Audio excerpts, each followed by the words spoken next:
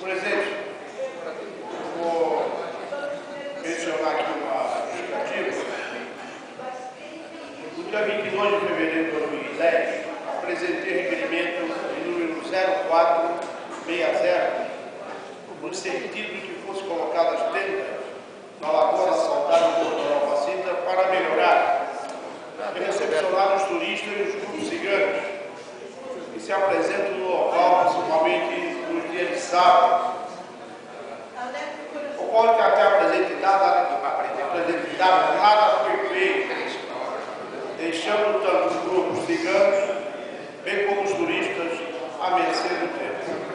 Por esse esforço, apresento o seguinte requerimento. E que nos temos disposto inciso 18 do artigo 58 da Lei Orgânica do município, seja anunciado no senhor preferido, no sentido de que informe as providências estão sendo tomadas a partir do requerimento número 0460 de 2010. Requiro ainda que no deliberado seja dado ciência aos grupos ciganos de Sara Romai, Grisele, Magia Cigana, Igor e Dário, bem como a Secretaria de Turismo. Segue a lei, cópia do requerimento 0460 de 2010.